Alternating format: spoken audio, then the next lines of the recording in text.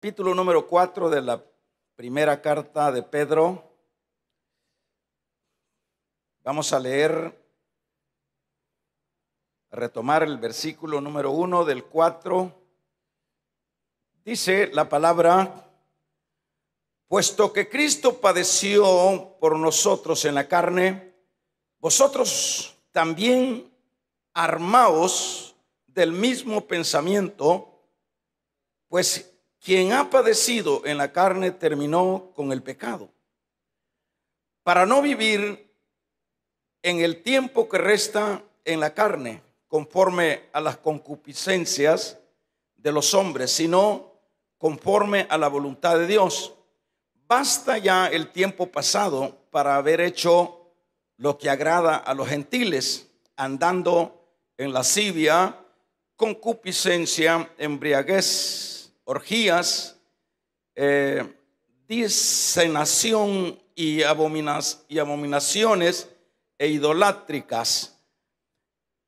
A estos les parece cosa extraña que vosotros no corráis con ellos en el mismo desenfreno de disolución y os ultrajan. Pero ellos darán cuenta al que está preparado para juzgar a los vivos y a los muertos.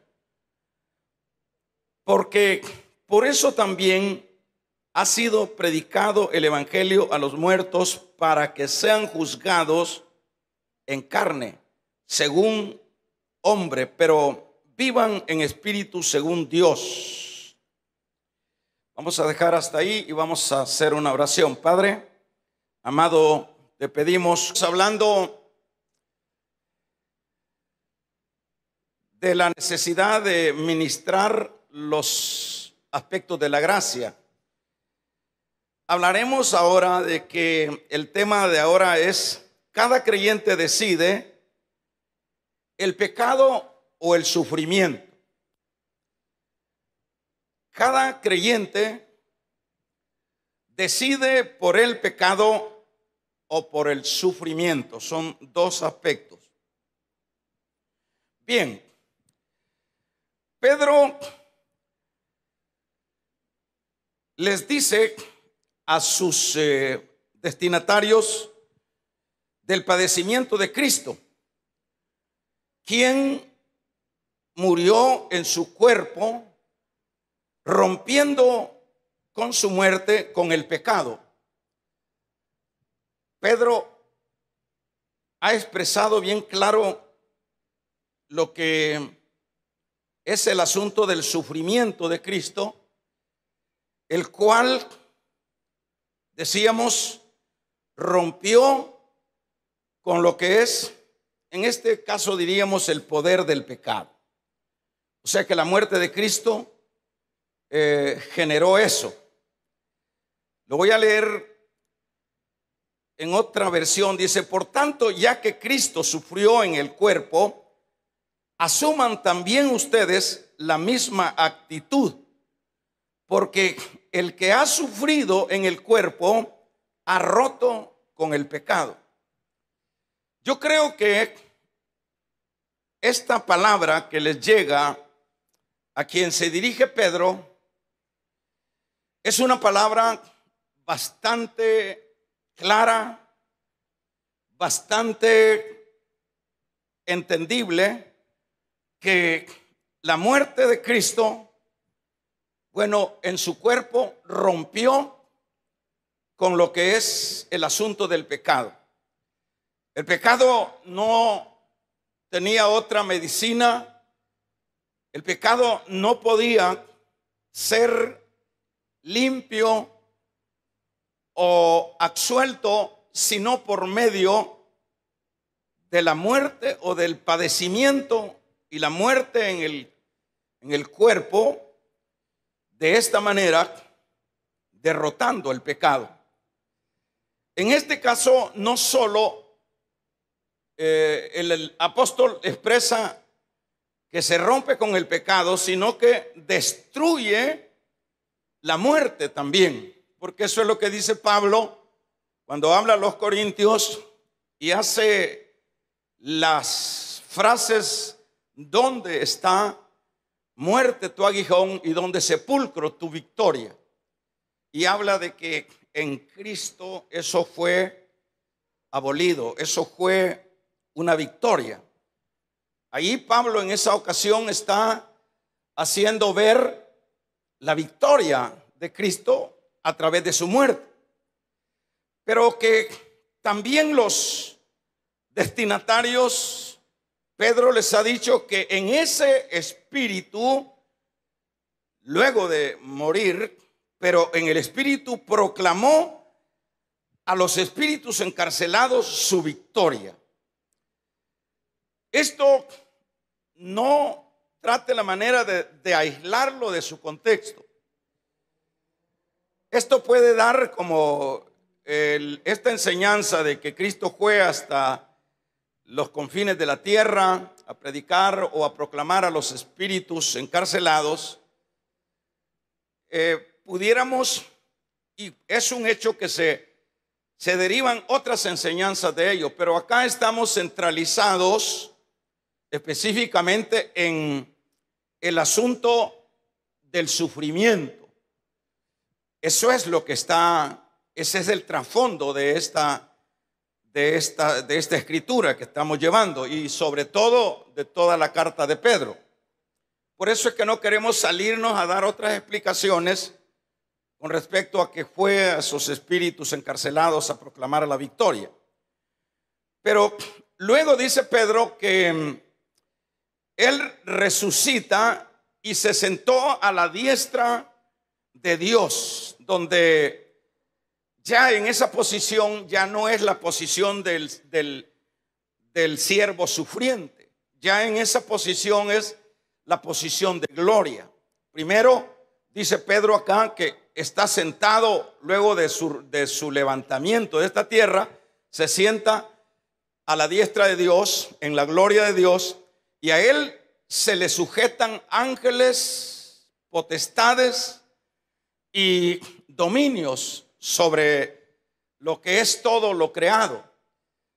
No pierdan la idea, como yo he venido insistiendo, de que cuando Pedro está relatando esto es para que sus oyentes o esa iglesia a cual se dirige él, pues entiendan que en este caso el sufrimiento pues no es el acabosis del creyente. Que entiendan que el sufrimiento más bien es un medio que lleva al creyente al final a la victoria. ¿Por qué lleva al creyente a la victoria? Porque Cristo venció sobre ella. Y como dice la palabra, si Cristo, hermanos, venció, también nosotros somos vencedores. A la vez habla que si Cristo resucitó, dice Pablo a los Corintios, también nosotros resucitaremos. Es que la victoria ya el creyente ya la tiene ganada. La victoria ya es un hecho en la base de la muerte de Cristo, de la resurrección, y de que luego en el Espíritu va a avisar, a proclamar a los espíritus encarcelados, es decir, a los demonios, a los enemigos y a todo ese campo oscuro de fuerzas del mal. Pedro dice que les comunicó, les proclamó la victoria y está sentado a la diestra de Dios, donde se sujetan ángeles, asuntos creados y todas potestades. Ahora, con todo este panorama de victoria, los creyentes, hermanos, a quien se está dirigiendo Pedro, y por supuesto a la iglesia del Señor, que en este caso entramos nosotros, todos, hermanos, de todos los creyentes y en todos los tiempos, es en este sentido que queda demostrado lo que sería la victoria en términos generales.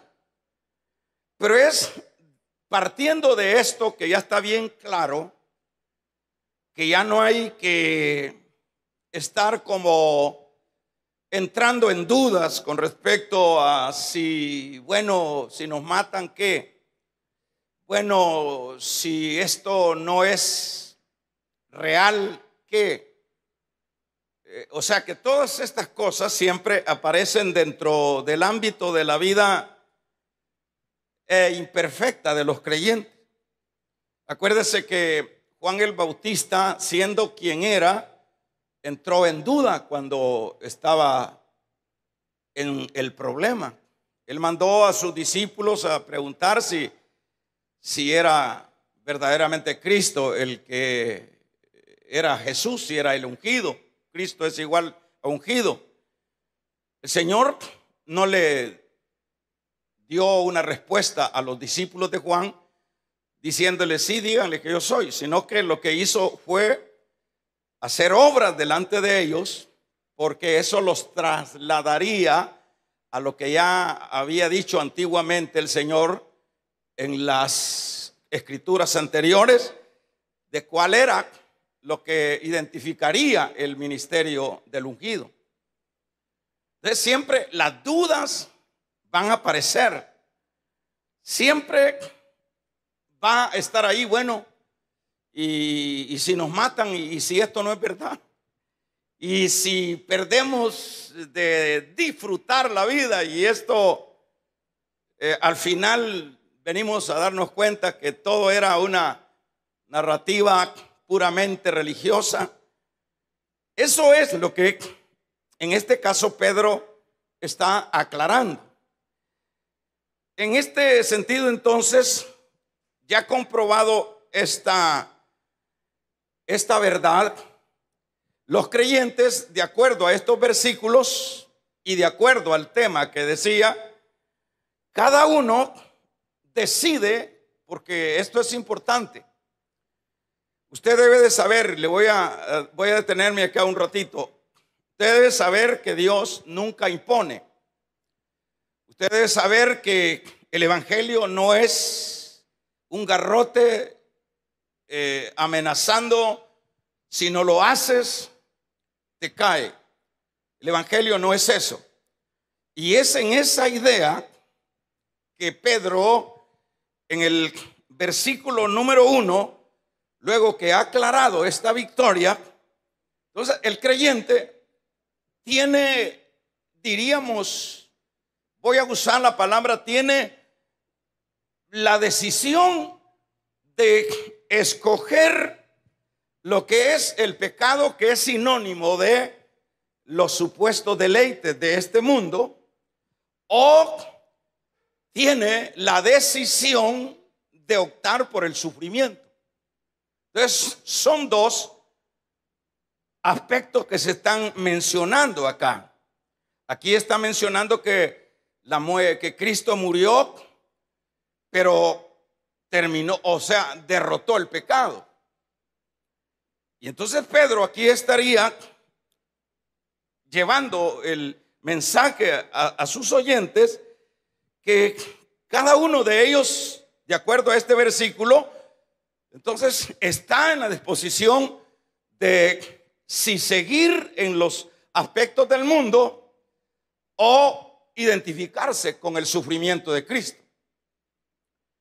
Y ese es un mensaje para toda la iglesia, porque, digámoslo así, más entendible, cada creyente no es que, lo vuelvo a repetir, Dios está amenazante o tratando la manera de llevarlo a hacer su voluntad de una manera transmitiendo miedo, transmitiendo, porque a Dios no se puede seguir, porque si no le sigo me va a echar al infierno. A Dios no se puede seguir, porque si no le sigo me va a ir mal. Eso no sería una actitud de un creyente verdadero, porque ya se sigue al Señor por temor a no irme al infierno, por temor a que me vaya mal, por temor de esto y por temor de esto otro. Entonces, eso no tendría sentido. Que, por ejemplo, usted venga a la iglesia porque le teme al pastor. Eso entonces no es evangelio. Para ponerlo más cerca, no es la actitud de un creyente. Usted es testigo que usted viene a la iglesia porque quiere estar en el culto, porque quiere adorar a Dios, porque quiere aprender de Dios. Esa es la razón por la cual estamos acá. Pero nadie está aquí por temor.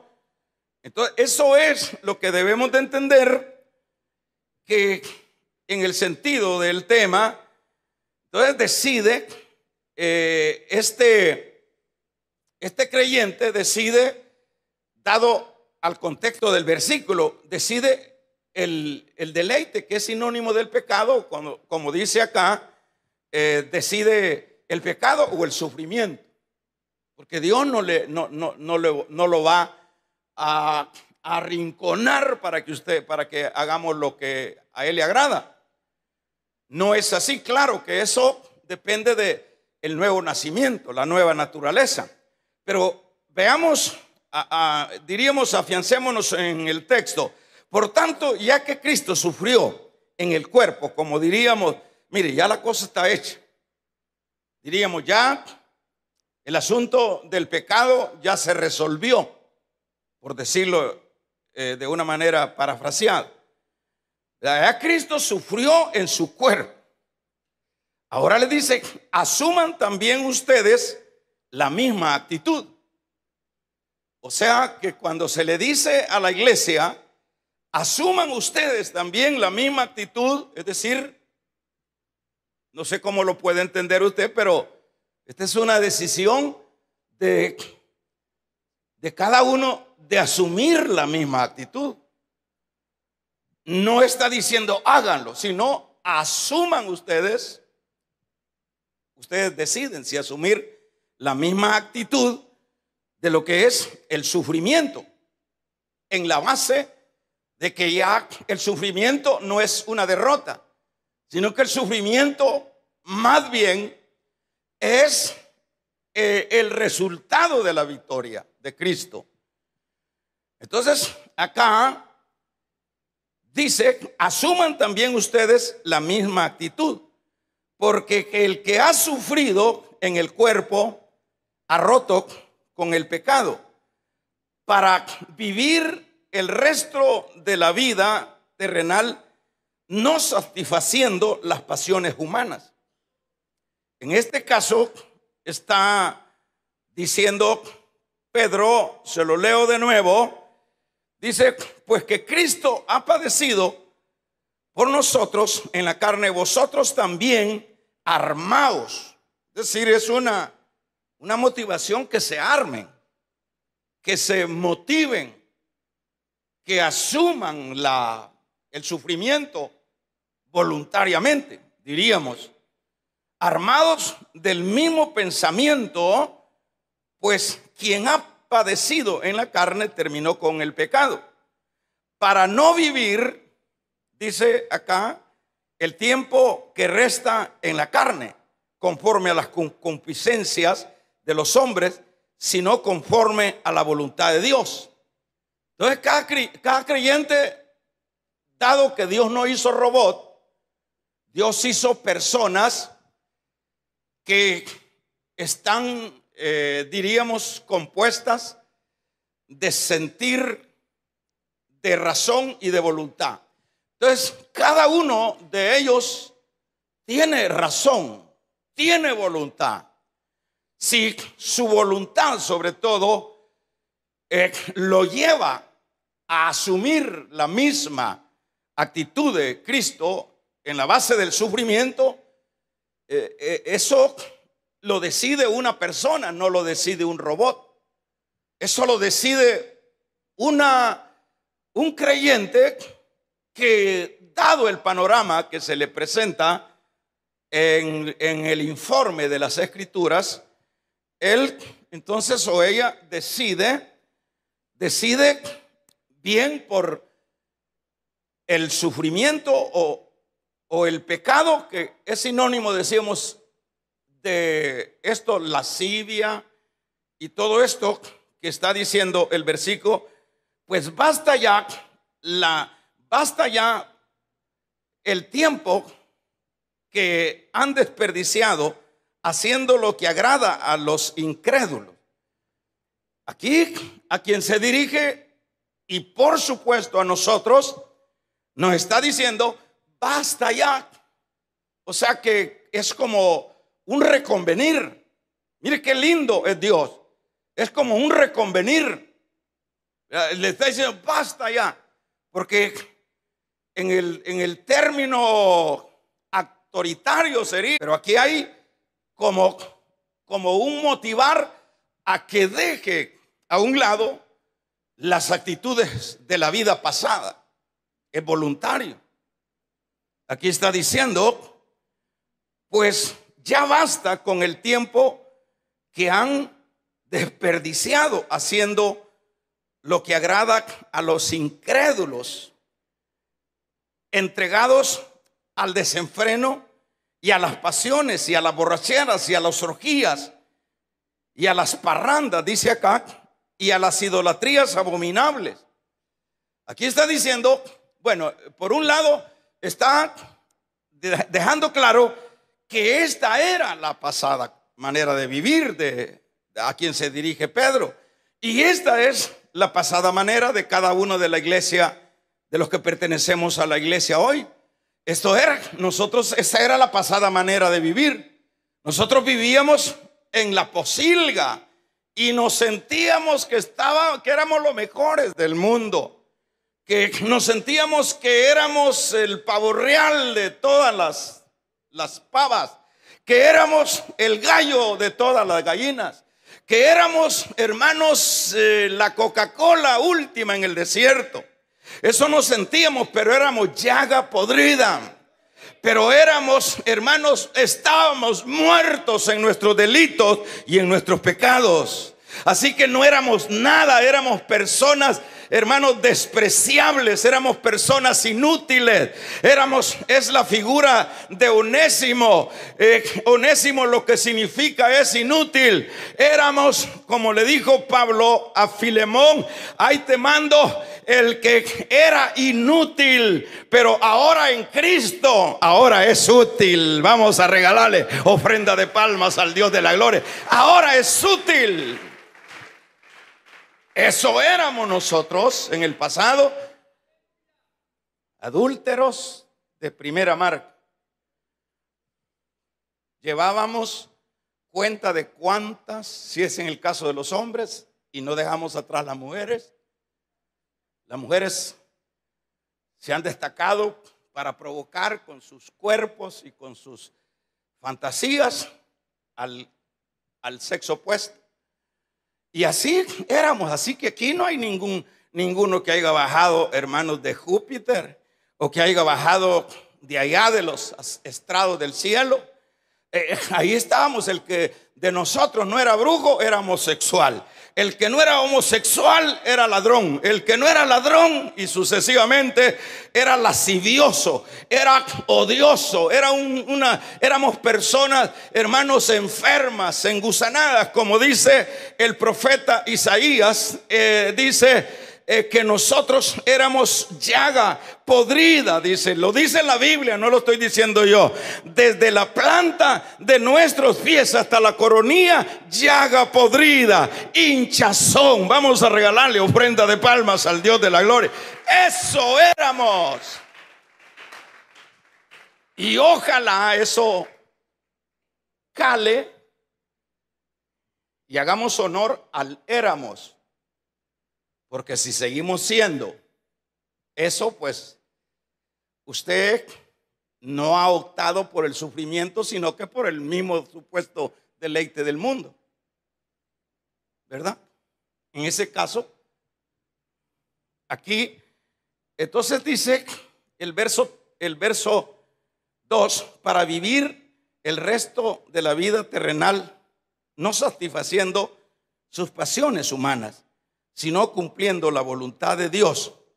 Pues ya basta, e insiste en el verso 3, pues ya basta con el tiempo que que han desperdiciado, haciendo lo que agrada a los incrédulos, entregados al desenfreno y a las pasiones, a las borracheras, a las orgías, a las parrandas, a las idolatrías abominables, y a ellos les parece extraño, es decir, a los opuestos, a los que no son creyentes. Pero eso es lo que eran, está diciendo Pedro a la iglesia que se dirige. Bueno, entonces ustedes deciden donde ustedes toman lo que es, siguen practicando. Por eso es que en la vida espiritual, en primer lugar, si hablamos del liderazgo, digamos, del pastor, el pastor lo que tiene que hacer es predicar esto, predicar la palabra, predicar, enseñar.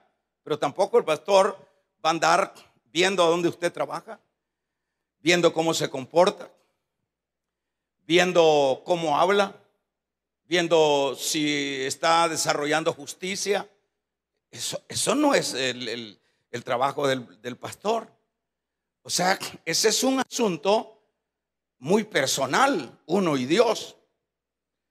Entonces, ahí usted sabe que hay creyentes que aun cuando se les predica la palabra, aunque se exhortan, aunque se enmarcan dentro de lo que debe de ser una vida espiritual, es decir, no es que sean desconocedores, por no decir ignorantes, de la voluntad de Dios. La gente sabe qué es lo que Dios quiere.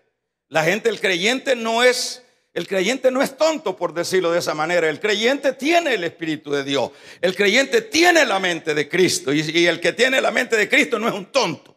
El que tiene la mente de Cristo es alguien lúcido, es alguien que entiende, sabe qué es lo malo y qué es lo bueno. Vamos a regalarle ofrenda de palma al Dios de la gloria. Eso saben que es. Eso no me va a venir a decir usted, mire, y echarse una cerveza es malo. Bueno, en la Biblia no va a encontrar que echarse un puro de marihuana aparece ahí que es malo. En primer lugar, no aparece que es malo fumar marihuana. Pero ¿para qué nos ha dado el Espíritu, el Señor? ¿Para qué nos ha dado el Espíritu del Señor?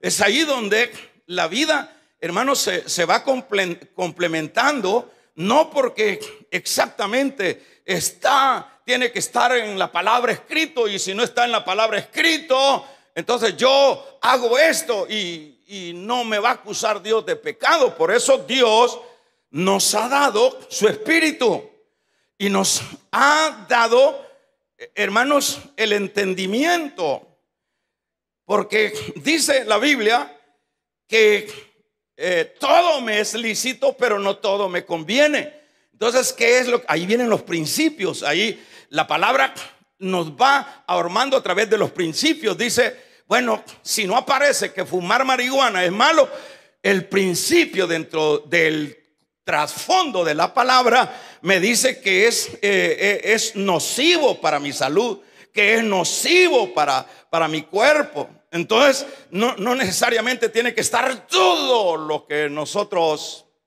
queremos encontrar para ponerlo en práctica. No, hay cosas que todo me conviene, dice Pablo, pero no todo me es lícito, pero no todo me conviene. Entonces, no es que seamos tontos. Entonces, ese creyente, hermanos, carnal, ese creyente está yéndose por la carne, digamos, porque aquí lo que estoy tratando de enseñar es que bien decide por el pecado, que es sinónimo de los deleites y todo eso que está mencionando acá, esta camándula que dice Pedro acá, decide por eso y sigue siendo cristiano. Y de eso no hay que, hermanos, no hay que andar preguntando. Y eso se da en la iglesia, eso es común en la iglesia. ¿Acaso no ha leído allá cuando Pablo tiene que reprender a los corintios que uno de la iglesia que se había metido con la madrastra estaba cometiendo incesto? Ese hombre había, no se sabe quién era, pero ese hombre había decidido por la posilga, aun cuando ya había sido regenerado. Ese había decidido llamémosle por los deleites supuestos, entre comillas, del mundo, y no por el sufrimiento que lleva implícito la fe. Ahí le pongo un ejemplo. Y si sacáramos ejemplos ahora en este tiempo, nos asustamos de creyentes carnales. No es que desconozcan cuál es la voluntad del Señor. El problema es que ellos quieren seguir rascando de lo que se acostumbraban a alimentar en el pasado. Ellos quieren seguir disgustando, como dicen cuando van a disgustar algo. Ellos siempre quieren seguir probando lo que es la promiscuidad. Ellos siguen probando lo que es la fornicación. Ellos siguen probando lo que es la mentira. Ellos siguen probando, hermanos, lo que es la deshonestidad. Ellos siguen probando. Por ejemplo, en el caso de las mujeres, usted ve que en las iglesias se ha perdido el temor en cuanto a la modestia de vestir. Las muchachas o las viejas también, cuanto más quieren enseñar, hermanos, las desgracias o las miserias, más se esmeran. Pero no es porque sean tontas, es porque quieren seguir la agenda del mundo. Vamos a regalarle ofrenda de palmas al Dios de la gloria. Es porque quieren mundo. Y va a andar el pastor ahí bajándole la nagua, o Dios va a mandar un ángel. No, eso es cosa tuya. Eso es cosa de cada uno. Porque eso es lo que dicen legalistas, dicen, ahí andan hablando de. No. Es que ahí están las dos opciones siempre, aun cuando hayamos sido alcanzados por la gracia. Aquí está el mundo, mi hijo. Y aquí está el sufrimiento. Así que tú decides hacer la voluntad de quién. Tú decides. Este ya es un asunto tuyo, porque jamás Dios va a poner una imposición. Dios en la Biblia lo que hace es marcar los peligros, como hace con los hebreos. El peligro de volver a los rudimentos, el peligro de deslizarse. Él es como... Ayer estaba viendo yo no sé dónde un alto donde dice peligro porque hay una curva peligrosa. Se me vino a la mente el libro de Hebreos, que todo el libro de Hebreos es peligro, peligro, peligro. O sea, ¿para quién? Para los creyentes hebreos, para que los hebreos ya no puedan decir no me avisaron, porque no es cierto que desde que entramos nosotros a la vida cristiana, hermanos, ya no hay nada que hacer. Dios siempre está anunciando los peligros, y aquí en este caso le da la opción, llamémosle esa frase, bueno, ustedes deciden por el pecado, que es sinónimo de los deleites supuestamente, la lascivia, la fornicación, o deciden por identificarse con el sufrimiento de Cristo, aun cuando está claro que Él venció en el sufrimiento, murió en su carne, pero derrotó al pecado, y en su muerte en el Espíritu fue a pregonar a los espíritus encarcelados que habían pecado en los tiempos pasados, tiempos de Noé, y se levantó y está sentado a la diestra, donde se le sujetan las potestades, los ángeles y todo lo creado. Entonces aquí tienes realmente un abanico de bendiciones, de triunfo, pero tú decides. Claro que el trasfondo de este triunfo de Cristo es muerte, es dolor, es sufrimiento, es persecución. Terminaron asesinándolo injustamente. Pero ¿en qué vino a parar esto? Los discípulos, hermanos, como decíamos, este es un asunto muy personal. Usted decide. si hacer la voluntad del Señor, aun cuando usted ha sido alcanzado ya por la gracia. O decide hacer la voluntad del Señor, lo que significa es sufrir. Porque toda vez nosotros vayamos por el camino de la voluntad del Señor, el camino se le denomina en la Biblia estrecho. Y eso es sufrimiento. Va a tener problemas la esposa cristiana con el esposo inconverso o viceversa. Va a tener problemas el empleado con el amo, con el dueño de la empresa. Va a tener problemas el padre con el hijo o el hijo con el padre. Por eso es que dijo el Señor: yo no he traído paz sino disensión, porque a partir de ahora estarán en una casa estarán divididos, la madre contra la nuera o contra los hijos, y la nuera contra la suegra. Y bueno, ¿a qué se refiere eso? Hay decisiones. Entonces ese creyente que no quiere el padecer por la causa, porque desde que llega uno a la vida cristiana, lo primero, en este caso de nosotros, que no sería una persecución, bendito Dios, que no es así en este caso como en otros lados, pero lo primero que hacen es, hermanos, señalarlos, porque eso es lo que hicieron conmigo. Desde que yo empecé a aguantar a mis tales supuestos amigos, empecé a aguantarles todas sus críticas. Habían dicho que yo había quebrado en los asuntos del negocio y que había puesto este negocio. Y vinieron unos malvados acá a hacer números, cuántos habían congregados acá. Y dijeron: claro, este es el negocio. Si le ponemos, dijo, 10 pesos de ofrenda a cada uno, hasta los números hizo el tipo. Amén. Y saben que aquí ni hay que darles muchas veces, y no es que dan, vamos a regalarle ofrenda de palmas al Dios de la gloria. Aleluya. No es tanto así. Así hacen números en otros lugares. Dicen que miles de gente, y hacen números los contrarios al evangelio. Y no saben que, y dicen cuántos ricos llegan allí, dice, hacen números. Ahí está un rico que anda un carro de esos caros, y el otro rico, pero son ricos pobres. En las iglesias solo ricos pobres hay. Es más fácil que dé una ofrendita, aunque sea de 2 blancas, el pobre, que el rico. El rico es duro para dar. El rico se retuerce. Por eso es que se ha dicho que las iglesias se construyen con, hermanos, con las ofrendas de los pobres y con las promesas de los ricos. Los ricos solo prometen, pero nunca dicen: mire, hermano, aquí está un par de bolsas de cemento, bote esa pared, yo le voy a hacer este techo. No, hay gente que tiene plata, pero no la sueltan. Bueno, eso es así.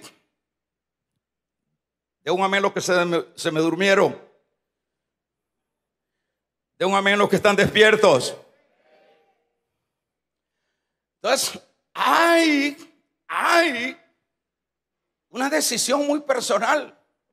Si queremos seguir siendo carnales, mal hablados, que en lugar de que pase más en la iglesia, usted pasa más en la disco, allá viendo los partidos, y eso es su encanto, y eso es igual decidir por el deleite y rechazar el dolor o rechazar el sufrimiento. Eso es una cosa muy personal. A nadie se puede obligar. Los apóstoles, hermanos, siguieron la línea del sufrimiento, ¿verdad? Ellos siguieron la línea del sufrimiento. Lea el ministerio de los apóstoles. Luego se puede ver eso en Hechos de los Apóstoles. ¿Usted cree que, bueno, en el caso, voy a remontarme en el caso de Abraham? Abraham prefirió el sufrimiento que que vivir cómodo en su pueblo, en su ciudad. Se dice que la ciudad de Abraham era ahí por donde ahora geográficamente es Irak.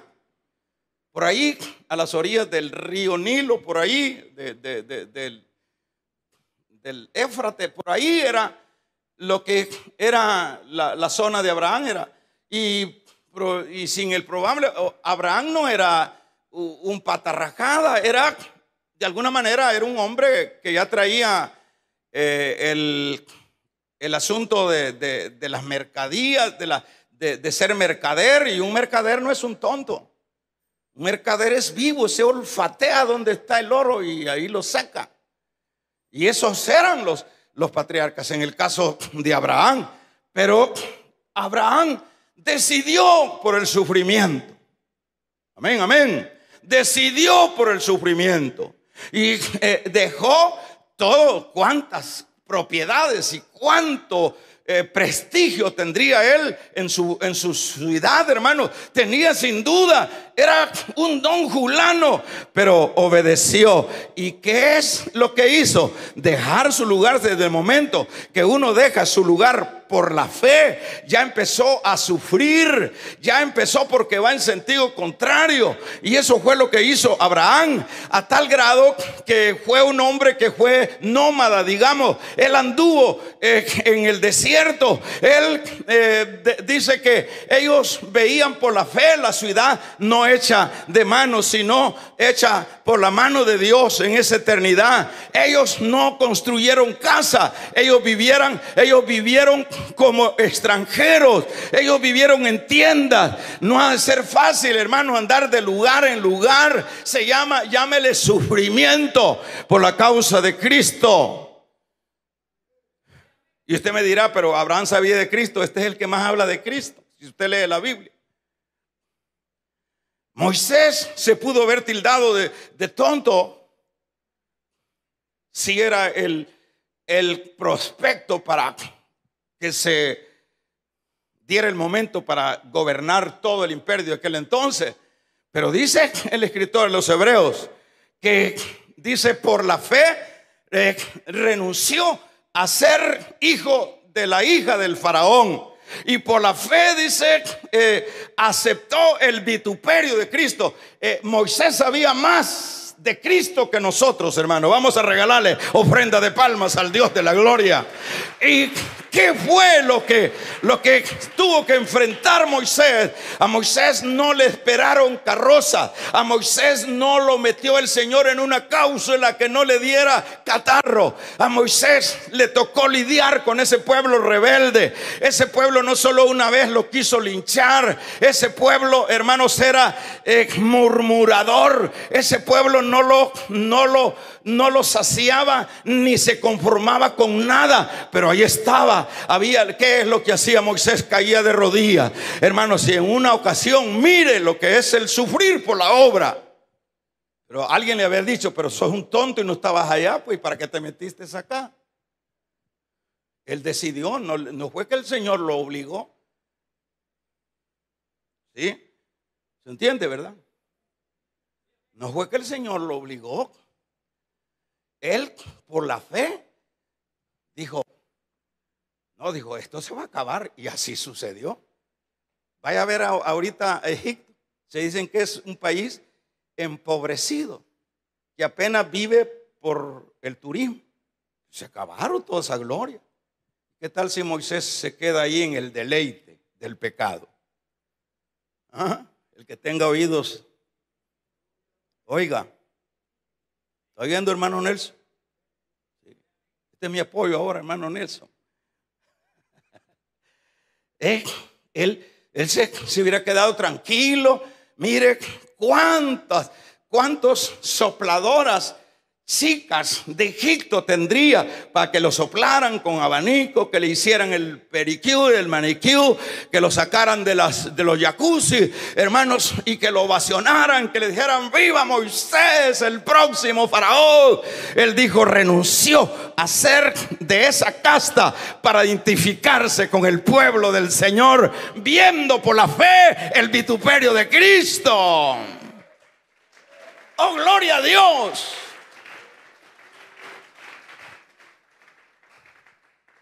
Los apóstoles hicieron. ¿Por qué no retrocedieron los apóstoles? Porque es una decisión personal. Pablo pudo haber dicho: no, si es que Dios no te va a obligar. Pablo pudo haber dicho: ¿cómo voy a dejar yo toda mi religión? ¿Cómo voy a dejar todo lo que he aprendido, todas las materias y los títulos que he alcanzado en la escuela de Gamaliel? ¿Cómo puede? Decidió el sufrimiento. Y si usted lee la segunda carta de Corintios, capítulo 10, 11, usted va a ver ahí una gran camándula de sufrimientos, azotes, látigos, ríos, peligros de mi patria, hambre, desnudez. O sea, quiere decir que a veces andaba, hermanos, solo con los trapitos que andaba puesto y probablemente rotos. ¿Qué le parece? Pero eso es una cosa muy personal. Uno decide si solo hace acto de presencia en el cristianismo y cree que ese es el cristianismo y cree que eso es lo que Dios avalará. Eso es problema de cada quien. Pero si uno quita esa mentalidad y se traslada, porque eso es lo que está haciendo Pedro acá.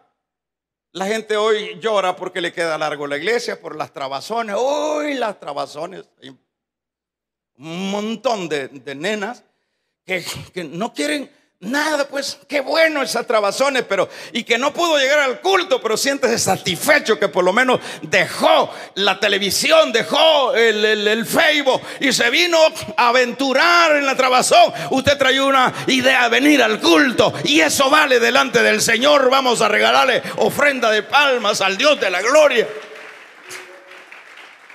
Hay gente que quisiera congregarse, pero le tiene miedo a la trabazón. No, ellos no quieren venir ahí acelerados. Eso es una decisión. Los apóstoles tomaron la decisión del sufrimiento. Cuando alguien rehúsa pecar, es muestra que ya no está en el control del pecado. Cuando alguien rehúsa pecar, ya tiene la fuerza, tiene los músculos para entenderse que ya no está bajo la voluntad del pecado. Es que estar bajo la voluntad del pecado es grave, hermano. La voluntad, el pecado lo lleva a donde él quiere. En este caso, Pedro les está escribiendo para que ellos puedan decidir si ellos creen que es mejor el seguirse relacionando con las actitudes de la vida pasada. Eso lo deciden ellos. Pero si quieren lo que es el sufrimiento, pues eso es el camino que lleva al cielo, y no es porque por el sufrimiento se va a salvar nadie. Uno se salva por la gracia. El sufrimiento es el valor agregado que lleva, o es el costo que lleva, diríamos, el seguir a Cristo. Es que seguir a Cristo, ya lo hemos dicho, que es ir en contra de todo. Y cuando todos se nos avalancha, llámele sufrimiento.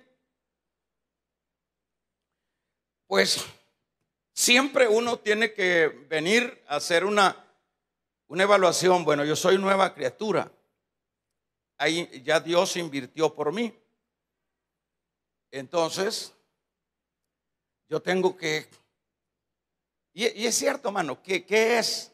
Yo les decía, no sé, en un culto acá, yo les decía, yo no sé la gente por qué siempre anda en las iglesias así como con aviadas anda. Le tienen una aviada y ahí ¡pam!, frenan. Y ahí se quedan frenados. Y luego del frenazo, es decir, ya no tienen ese inicio que quieren servir, que quieren estar luego en el culto, que no se pierden una predicación. Ahí frenaron, cuando ya no quieren eso. Pero a la verdad, el creyente, yo decía, pero yo en lo personal, yo les decía, el culto de las mujeres, el miércoles, yo les decía que por lo menos a mí nunca me ha pasado por la cabeza volver atrás. Soy sincero, yo nunca me ha venido a la cabeza que no es que no hayan, hermanos, insinuaciones del diablo hacia alguien, a Pablo y a cualquier otro de los grandes hombres de Dios, siempre padecieron de las tentaciones. ¿Y qué digo? Pero yo decía, nunca se me ha ocurrido, no sé qué es andar fuera de Cristo, ni quiero saber, en la base de que, bueno, yo no vengo de allá, pues. Yo les decía, preséntenme una opción para dejar la casa que dejó el pródigo. Presénteme, porque eso me animaría a mí, ir allá, dejar esto en lugar de frenar. Hay que quitar, hermanos, las zapatas de los frenos y hay que darle para adelante. Vamos a regalarle ofrenda de palmas al Dios de la gloria. Aleluya. ¿Qué voy a ir a hacer yo allá? Pues, ¿y qué es lo que tiene el mundo? Dígame, hermanita, que usted practicaba la brujería. Dígame que metía los fotos de su marido para que no anduviera con otro. Ahí buscaba huesos de muertos. Dígame, ¿qué es la unción que hay allá? La lascivia, el pecado, ¿qué es lo que hay? Allá lo que hay es basura. Allá lo que hay son algarrobas. Pero en Cristo hay vida, y hay vida en abundancia. Entonces, ¿qué es lo que quiere la gente? Ustedes deciden, les dice Pedro. Si quieren el deleite, hártense en el deleite. Pero si quieren el sufrimiento, afírmense en el sufrimiento. ¿Por qué? Porque somos nuevas criaturas. Eso es. Así que los que deciden por los deleites del pecado, estos hermanos se rebajan en su moral, desacreditan el evangelio, no agradan a Dios. Porque aquí estamos hablando exactamente de la actitud del pródigo. Sería la figura muy bonita para aplicarla. La figura del pródigo. El pródigo era hijo. Damos un amén los que somos hijos. El pródigo no porque se aceptó las posilgas, porque eso es lo que dice, y allá en la posilga, allá se le acabó todo y cayó en la posilga y fue a pastorear cerdos. Y en esa posilga, que lo que significa eso es haber caído en lo más bajo, entró en sí y regresó. Pero no le dijo el papá, vos ya no sos hijo. Era hijo desperdiciado, hijo que decidió por el deleite y no por la obediencia o por el sufrimiento. Esto es un asunto muy personal. Por ejemplo, nos dice, voy a leer unos versículos con los cuales terminamos. Nosotros tenemos que tener, hermanos, una mentalidad. Lea Romanos 6, versículo 2. Tenemos que tener una mentalidad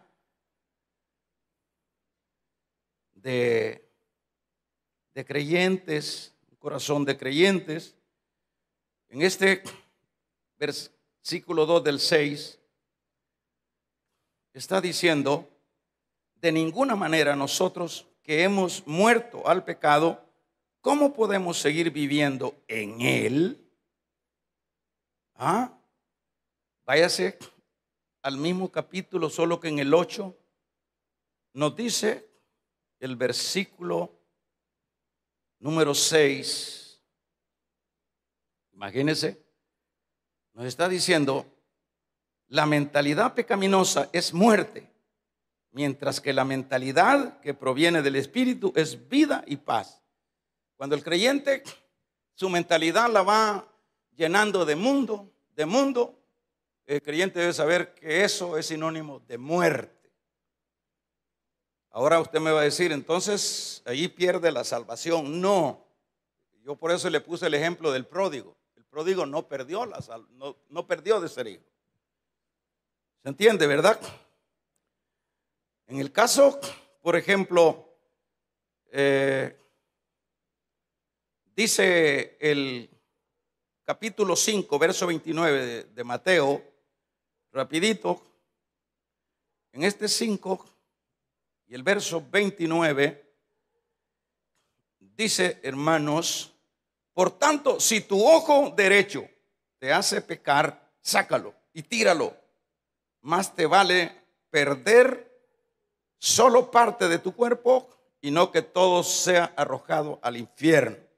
Aquí está hablando de que, por supuesto, cortar algo, no se está hablando de asunto muy físico, no se vaya a ir a quitar un pedazo de pie usted. Este es un asunto simbólico, es un asunto donde lo que está diciendo que si tu ojo, en el caso, por ejemplo, es tu mano, puede ser el marido que le da la comida, que la sostiene la familia, pero ella dice, por complacer al marido, yo mejor dejo el cristianismo. Es si pierdes tu mano, es mejor que la pierdas. Sufrimiento. Que se oiga un poderoso amén. El verso 4, el mundo siempre va a perseguir, está diciendo en este Pedro 4:4, el mundo siempre va a perseguir a los santos, pero el creyente debe de soportar el sufrimiento antes que el deleite. El sufrimiento siempre, el mundo lo va a tener encima a uno todo el tiempo. Pero tenemos, con lo cual finalizo, el ejemplo de Cristo. El ejemplo de Cristo, Filipenses capítulo número 2. Es interesante. Y el versículo número 5. La actitud de ustedes debe de ser como la de Cristo Jesús. Él es el ejemplo. Colosenses 3:13. Lo que dice es similar. Está diciendo, de modo que se toleren unos a otros y se perdonen si alguno tiene quejas contra el otro, así como el Señor nos perdonó, perdonen también ustedes. Ejemplo en todas las áreas las vamos a encontrar en Cristo. O sea que nosotros no vamos a perecer por luz, nosotros no vamos a perecer por información, nosotros no vamos a perecer como creyentes como por ignorancia, por falta de información.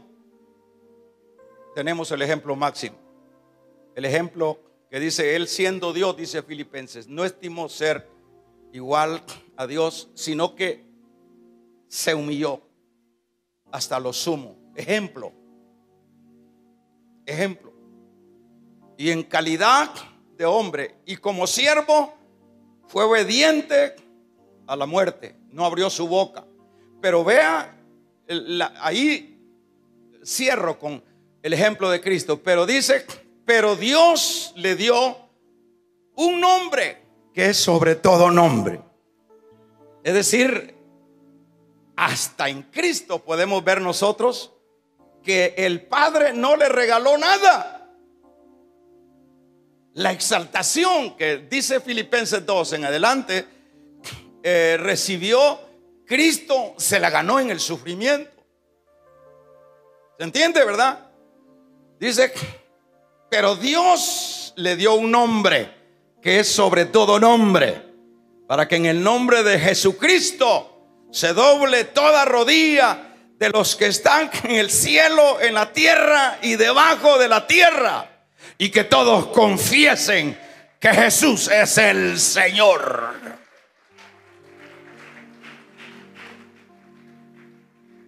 Así, iglesia, que lo único que es gratis es la salvación,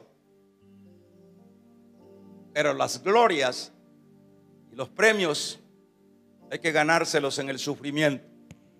Cuando decidimos por esa vida cómoda que tiene la iglesia de este tiempo, en términos generales, la iglesia de este tiempo es bien cómoda. La iglesia, sus prioridades es lo de ellos y sucesivamente. Comodidad. Ahí no hay sufrimiento. Se sufre por lo de ellos, pero no por lo de Dios. Eso tiene consecuencia. Pero cuando se sufre por la fe, ahí puede ver usted que el mismo Pablo lo dijo: me espera la corona de justicia o de vida. ¿Cuál es? La de justicia. Me espera la corona de justicia. Allá al final, después de tanta paleada, usted decide qué cristianismo quiere. A uno, cuando le van a asar una carnita, le dicen: ¿cómo la quiere? ¿Bien cocida? ¿3/4? O no sé qué. Así que usted decide qué cristiano quiere ser. ¿De los de a 4 por el peso o de los de $1, 12 por $1? Amén. Póngase de pie. Si nosotros aquí lo decidimos, vamos a hacer una oración. Padre, te damos gracias. Te pedimos que nos ayudes a entender que vale la pena, Dios,